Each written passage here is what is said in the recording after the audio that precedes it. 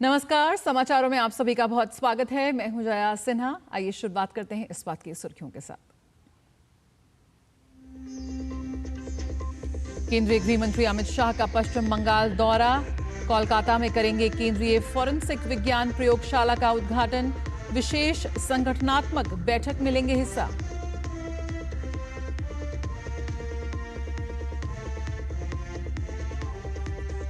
पाकिस्तान को बेनकाब करने का भारत का मिशन जारी। इथियोपिया ने दिखाई भारत के साथ एकजुटता। लंदन और मैड्रिड में भी पाकिस्तान की पोल खोलेगा प्रतिनिधिमंडल।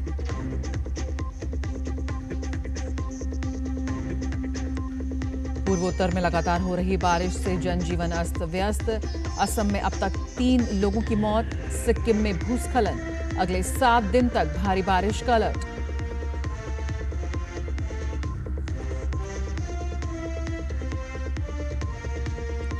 बांग्लादेश की अपदस्थ प्रधानमंत्री शेख हसीना की बढ़ सकती हैं मुश्किलें। आज से इंटरनेशनल क्राइम ट्राइब्यूनल में शुरू होगी सुनवाई। हसीना पर मानवता के विरुद्ध अपराध के गंभीर आरोप।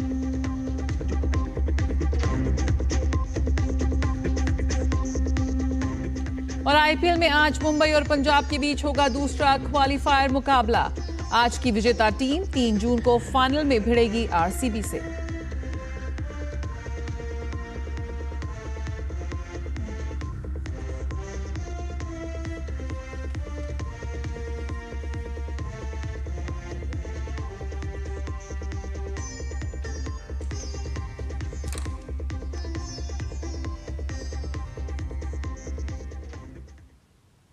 केंद्रीय गृह और सहकारिता मंत्री अमित शाह पश्चिम बंगाल के दौरे पर हैं। अमित शाह आज पश्चिम बंगाल में कई कार्यक्रमों में भाग लेंगे। वे कोलकाता में सीएफएसएल कोलकाता के नए भवन का उद्घाटन करेंगे। इसके साथ ही विजय संकल्प कार्यकर्ता सम्मेलन को संबोधित करेंगे। अमित शाह अपने दौरे के दौरान विशेष संगठनात्मक बैठक में भी भाग लेंगे। इससे पहले कोलकाता पहुंचने पर गृह मंत्री अमित शाह का भव्य स्वागत किया गया।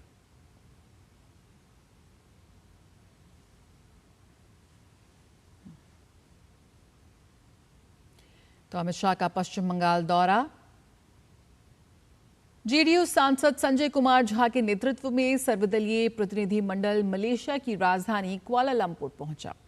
प्रतिनिधिमंडल का स्वागत मलेशिया में भारतीय उच्चायुक्त बीएन रेड्डी ने किया। उच्चायुक्त ने उन्हें मलेशिया के साथ भारत के संबंधों के बारे में जानकारी दी। प्रतिनिधिमंडल ने यहां रह रहे प्रवासी भारतीय समुदाय से भी बात की।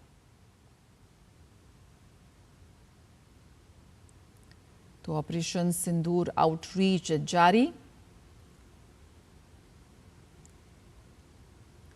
दुनिया के कोने कोने में जाकर भारतीय प्रतिनिधिमंडल आतंकवाद के असली चेहरे को बेनकाब कर रहा है। तो मलेशिया पहुंचा सर्वदलीय प्रतिनिधिमंडल।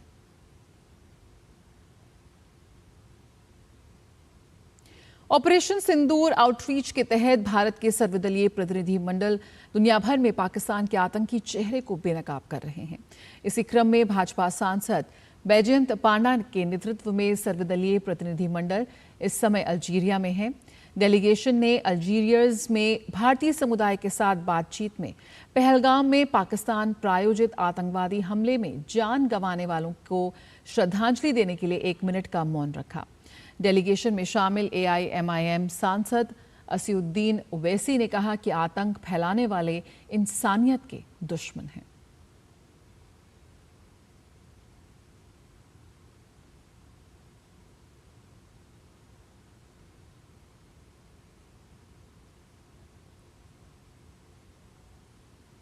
वहीं डीएमके सांसद कनिमोई के नेतृत्व में सर्वदलीय प्रतिनिधिमंडल का 6ठा ग्रुप मैड्रिड पहुंचा।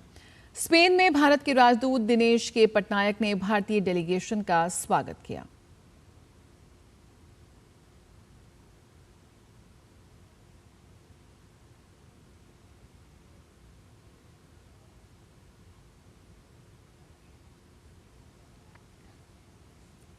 राष्ट्रीय जांच एजेंसी यानी कि एनआईए ने शनिवार को पाकिस्तान से जुड़े जासूसी के एक मामले में देश के 8 राज्यों में 15 स्थानों पर एक सघन तलाशी अभियान चलाया। दिल्ली, हरियाणा, पश्चिम बंगाल, उत्तर प्रदेश, महाराष्ट्र, राजस्थान व असम सहित 8 राज्यों में पाकिस्तानी खुफिया एजेंटों से जुड़े संदिग्धों के ठिकानों पर छापेमारी की गई। इस दौरान अलग अलग स्थानों से इलेक्ट्रॉनिक डिवाइस और वित्तीय दस्तावेज जब्त किए गए। एनआईए भारत विरोधी साजिश से जुड़े सुराग जुटाने में जुटी हुई थी। आरोप है कि संदिग्धों ने पाकिस्तानी एजेंटों को गोपनीय जानकारियां लीक की थी। जानकारियां लीक करने के बदले सभी आरोपियों को भारत में अलग अलग माध्यमों से पैसे मिले थे, जिसकी जांच जारी है। एनआईए ने 20 मई को इस मामले में केस दर्ज किया था। मामला शासकीय गोपनीयता अधिनियम, गैर कानूनी गतिविधियां रोकथाम अधिनियम और भारतीय न्याय संहिता की धाराओं में दर्ज किया गया है।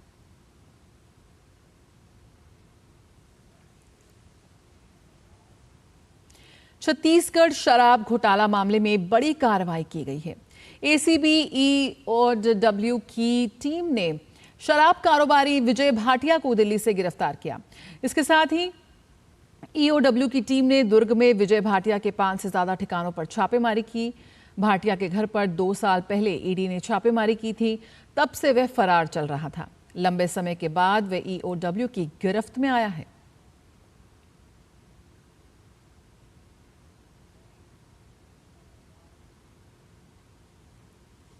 तो छत्तीसगढ़ शराब घोटाले में बड़ी कार्रवाई एनआईए की। और आइए अब बात करते हैं मौसम की। मौसम विभाग ने राजधानी दिल्ली में आज और कल तेज आंधी के बारिश की संभावना जताई है। ये मौसम 3 और 4 जून तक भी बना रह सकता है। इस दौरान तापमान भी कम दर्ज होने की संभावना है। मुंबई में इस बार बारिश ने सारे रिकॉर्ड तोड़ दिए हैं। मुंबई समेत पूरे महाराष्ट्र के लिए बारिश का येलो अलर्ट जारी किया गया है। राजस्थान के 14 जिलों में आंधी बारिश का अलर्ट जारी है। 2 से 4 जून तक राज्य के अधिकांश हिस्सों में बादल छाने, आंधी चलने और बारिश होने की संभावना है। इसके साथ ही मध्य प्रदेश और उत्तर प्रदेश के कई जिलों के लिए भी आंधी और बारिश का अलर्ट जारी किया गया है। वहीं देश उत्तरी राज्य हिमाचल प्रदेश और जम्मू कश्मीर में भी बारिश का अलर्ट है। हिमाचल प्रदेश में आज और कल के लिए आंधी बारिश और तूफान का ऑरेंज अलर्ट जारी किया गया है। चंबा, कांगड़ा, कुल्लू, मंडी और शिमला जिलों में अलग अलग स्थानों के लिए चेतावनी जारी की गई है। कल सोलन और सिरमौर के लिए अलर्ट है। जम्मू कश्मीर के जम्मू में कल जमकर बारिश हुई। पहाड़ी इलाकों में बेमौसम बर्फबारी के कारण तापमान में गिरावट दर्ज की गई है। पुंछ, राजौरी, रियासी, रामबन, डोडा और किश्तवाड़ जिलों में 2 से 3 इंच बर्फबारी हुई है। तो झमाझम बारिश का दौर जारी। हालांकि इन सभी राज्यों में फिलहाल प्री मॉनसून का ही असर बना हुआ है। मौसम विभाग के मुताबिक दक्षिणी राज्य केरल, कर्नाटक, आंध्र प्रदेश, तेलंगाना और तमिलनाडु के साथ गोवा, महाराष्ट्र तक मॉनसून पहुंच चुका है। इसके साथ ही पूर्वोत्तर राज्य मिजोरम, मणिपुर, नागालैंड, अरुणाचल प्रदेश, त्रिपुरा, असम और मेघालय तक भी मॉनसून पहुंच चुका है। साथ ही उड़ीसा और छत्तीसगढ़ में भी मॉनसून ने दस्तक दे दी है।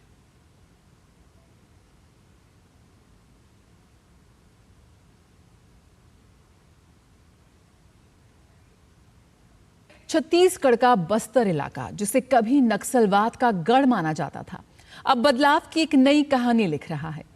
दशकों तक ये क्षेत्र हिंसा, अविश्वास और विकास से दूरी का प्रतीक बना रहा, लेकिन केंद्र व राज्य के बेहतरीन समन्वय से राज्य की तस्वीर बदलने लगी है। केंद्र व राज्य के बेहतरीन समन्वय तथा जवानों के अदम्य साहस से मार्च 2026 तक छत्तीसगढ़ नक्सलवाद को जड़ से उखाड़ फेंकने के लक्ष्य को हासिल करने जा रहा है। छत्तीसगढ़ के बस्तर व कुछ अन्य क्षेत्रों में सीमित नक्सलवाद अब अंतिम सांस ले रहा है। छत्तीसगढ़ में पिछले 15 महीने में 425 मुठभेड़ में नक्सलियों को न्यूट्रलाइज किया गया है, जबकि 1388 नक्सलियों ने आत्मसमर्पण किया है और 1443 गिरफ्तार किए गए हैं। कांग्रेस के कार्यकाल में इतनी बड़ी नक्सल विरोधी कार्रवाई नहीं हुई। मई 2025 को नारायणपुर जिले के घने जंगलों में सुरक्षा बलों और नक्सलियों के बीच एक भीषण मुठभेड़ हुई। इस मुठभेड़ में 28 नक्सली मारे गए, जिनमें माओवादी संगठन का महासचिव बसवराज भी शामिल था। इस एक ऑपरेशन ने नक्सल आंदोलन की रीढ़ तोड़ दी। वहीं प्रधानमंत्री नरेंद्र मोदी ने भी कहा है कि दिन दूर नहीं जब माओवादी हिंसा का पूरी तरह से खात्मा हो जाएगा और इससे प्रभावित रहे हर गांव में हम शांति शांति, सुरक्षा, शिक्षा और विकास पहुंचाने के लिए प्रतिबद्ध हैं। बीते वर्षों में हमने हिंसा और अशांति फैलाने वालों का कैसे खात्मा किया है, बिहार के लोग इसके साक्षी हैं। 2014 के बाद से हमने इस दिशा में और तेजी से काम किया। हमने माओवादियों को उनके किया की सजा देनी शुरू की। 2014 से पहले देश में 125 से ज्यादा जिले नक्सल प्रभावित थे। अब सिर्फ 18 जिले नक्सल प्रभावित बचे हैं।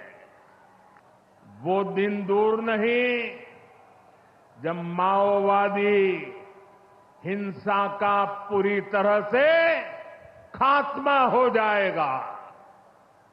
शांति, सुरक्षा, शिक्षा और विकास गांव-गांव तक बिना रुकावट के पहुंचेंगे। छत्तीसगढ़ तेलंगाना की सीमा पर बीजापुर जिले में करेंगुड़ा की पहाड़ियों में जवानों ने अदम्य साहस का परिचय देते हुए 31 नक्सलियों को मार गिराया। इस अभियान को माओवादी आतंक के ताबूत में आखिरी कील माना गया। वहीं केंद्रीय गृह मंत्री अमित शाह ने 2026 तक नक्सलवाद को खत्म करने का लक्ष्य रखा है। छत्तीसगढ़ में 5000 फुट ऊंची पहाड़ी पर नक्सलवादियों के अड्डों को हमारी सीआरपीएफ, छत्तीसगढ़ पुलिस और बीएसएफ ने मिलकर ध्वस्त कर दिया। 31 नक्सली मारे गए, कई सरेंडर हुए, कई गिरफ्तार हुए। 31 मार्च 2026 ये देश की धरती पर से हम नक्सलवाद को समाप्त कर देंगे। बस्तर ने एक लंबी और दर्दनाक लड़ाई लड़ी है, लेकिन अब जीत की शुरुआत हो चुकी है। अब चुनौती है इस भरोसे को बनाए रखने की। युवाओं को शिक्षा, रोजगार और सम्मान की राह पर आगे बढ़ाना है। ये नक्सलियों के खात्मे और लोगों के बीच विकास की पहुंच को सुनिश्चित करेगा। 21 जून को अंतर्राष्ट्रीय योग दिवस है और योग में शवासन प्रक्रिया बेहतर बनाने और शवासन समस्याओं से बचाव का खास महत्व है। कौन सी यौगिक क्रियाएं या प्राणायाम श्वसन तंत्र को मजबूत बनाने में उपयोगी है, आइए समझते हैं।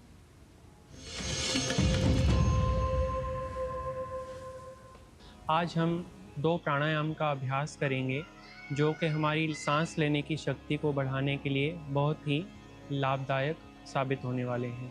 तो सबसे पहले हम अभ्यास करेंगे इंटरकॉस्टल ब्रीदिंग का, जिसके लिए हम किसी भी मेडिटेटिव पोस्चर में बैठ के स्पाइन को सीधा रख के 4 फिंगर्स को रिब्स के लो पार्ट पे रखेंगे, 4 फिंगर्स को सामने, थंब को पीछे रखते हुए अच्छे से इनहेल करेंगे। जब हम इनहेल करेंगे तो हमें ऐसा फील होगा कि हमारे रिब्स एक्सपांड होते हैं, और जब हम एक्सेल करेंगे तो वो रिलैक्स होंगे।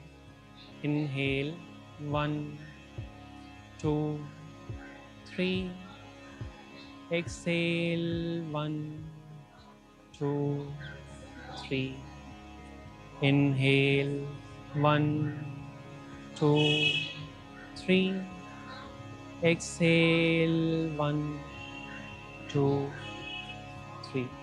इस प्रकार से कम 5 से 10 बार करेंगे।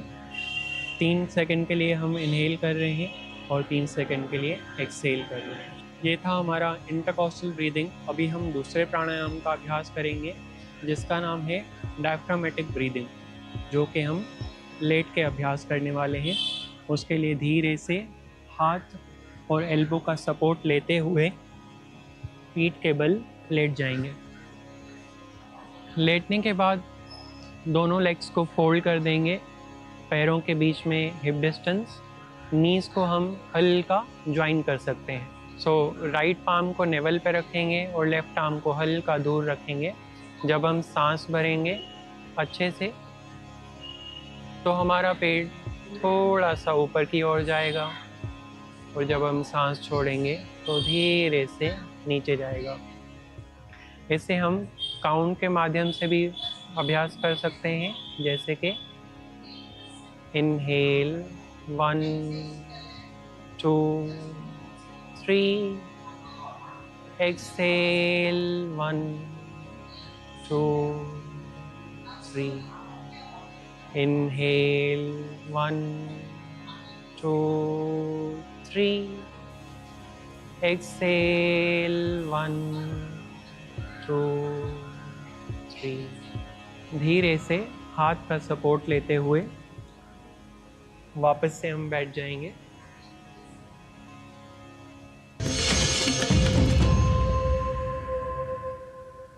तो योग को जरूर अपनी दैनिक दिनचर्या में अपनाएं। सबका इलाज सबको आरोग्य के संकल्प के साथ 2014 में पीएम नरेंद्र मोदी के नेतृत्व में सत्ता में आई केंद्र सरकार का नतीजा आज धरातल पर दिख रहा है। भारत में स्वास्थ्य के क्षेत्र में जितना काम पिछले 11 साल में हुआ है उतना पिछले 70 साल में भी नहीं हुआ। आज देश में एक ऐसा हेल्थ सिस्टम है जो गरीबों और ग्रामीणों के लिए भी सुलभ है और उन्हें गुणवत्ता वाली स्वास्थ्य सेवा उपलब्ध करा रही है। पेश है ये खास रिपोर्ट।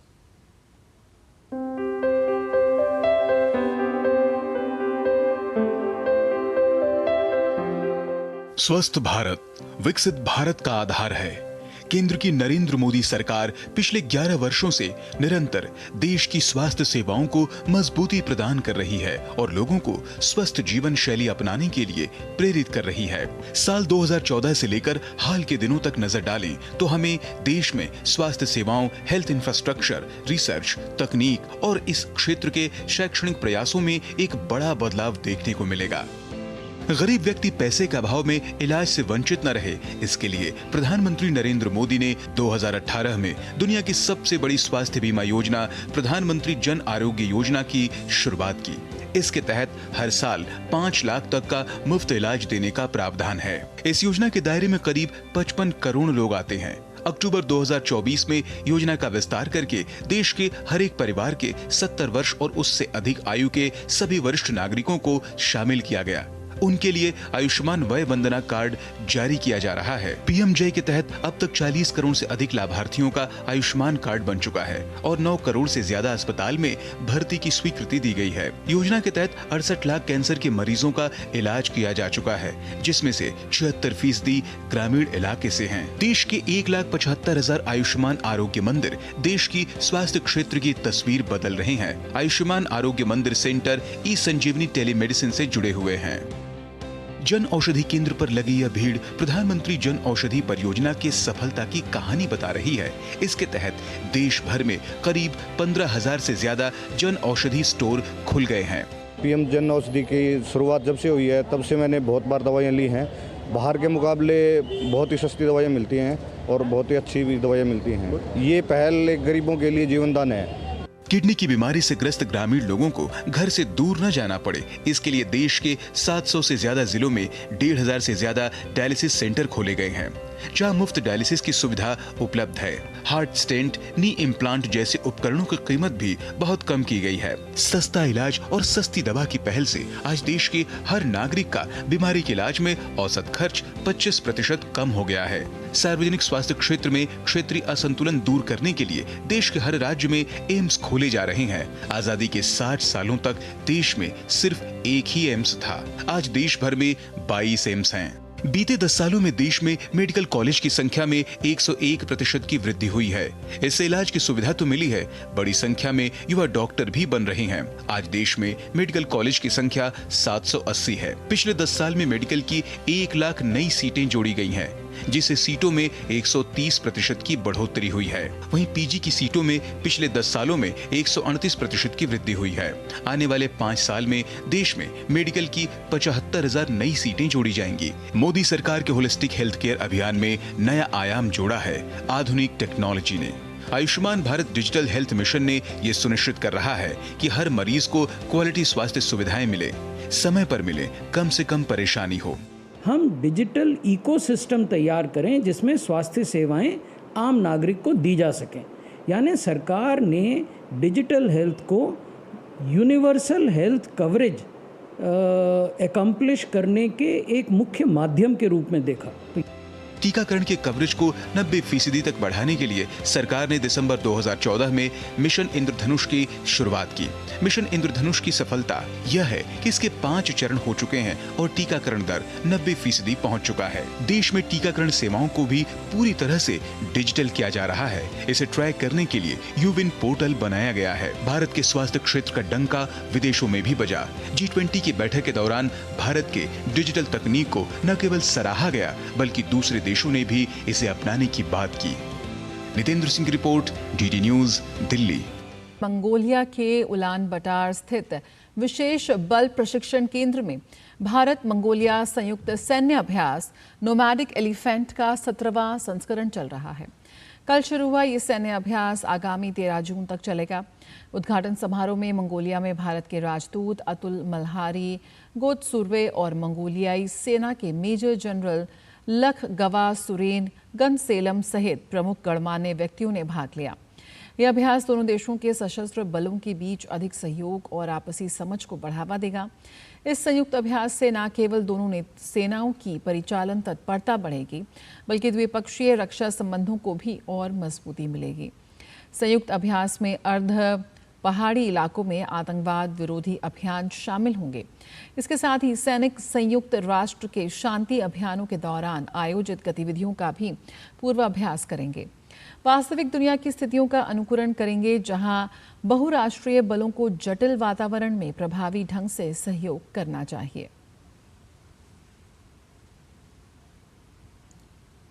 और बांग्लादेश के अपदस्थ प्रधानमंत्री शेख हसीना उनकी मुश्किलें और बढ़ सकती हैं। बांग्लादेश का इंटरनेशनल क्राइम ट्रिब्यूनल आज शेख हसीना के खिलाफ आरोपों की आधिकारिक सुनवाई शुरू करेगा। अभियोजन पक्ष आज न्यायाधिकरण में औपचारिक आरोप पेश करेगा। शेख हसीना के खिलाफ बांग्लादेश में बीते साल हुए विद्रोह के दौरान मानवता के विरुद्ध अपराध के आरोप हैं। बीती 12 मई को न्यायाधिकरण की जांच एजेंसी ने अपदस्थ प्रधानमंत्री शेख हसीना, पूर्व गृहमंत्री असदुज्मा खान कमाल और पूर्व पुलिस महानिरीक्षक चौधरी अब्दुल्ला अल मामून के विरुद्ध अपनी जांच रिपोर्ट प्रस्तुत की थी। शेख हसीना पहले से ही ICT में दर्ज 2 अन्य मामलों का सामना कर रहे हैं। और मंगोलिया में आयोजित हो रही कुश्ती की रैंकिंग सीरीज में महिला वर्ग की चैंपियनशिप का खिताब भारतीय टीम ने अपने नाम कर लिया है। भारतीय महिला पहलवानों ने प्रतियोगिता में कुल 8 पदक हासिल किए, जिसमें 5 स्वर्ण, 1 कांस्य और 2 रजत पदक रहे। UEFA चैंपियंस लीग 2024-25 का फाइनल मुकाबला पेरिस सेंट जर्मन और इंटर मिलान के बीच आज देर रात आयोजित होगा। दोनों टीमों ने इस सीजन शानदार प्रदर्शन किया है और अब फाइनल जीतने में भी अपनी पूरी जान लगा देंगे। इंटर मिलान अपनी रिकॉर्ड बुक में चौथा UCL खिताब जोड़ना चाहता है और 2010 के बाद ये उनका पहला खिताब होगा। AC मिलान फुटबॉल क्लब ने मैसिमिलियानो एलेग्री को दोबारा टीम का कोच नियुक्त किया है। एलेग्री इससे पहले AC मिलान क्लब के साथ साल 2010 से 2014 तक मैनेजर के पद पर रहे। एलेग्री हाल में ही कोच के पद से हटाए गए सर्जियो कॉन्सेसाओ की जगह लेंगे। कोच के तौर पर एलेग्री के AC मिलान के साथ प्रदर्शन को देखा जाए तो उनका टीम के साथ विनिंग परसेंटेज करीब 51.12% का रहा है। खबरों का सिलसिला जारी रहेगा, बने रहिए DD न्यूज के साथ। मुझे दीजिए इजाजत, नमस्कार।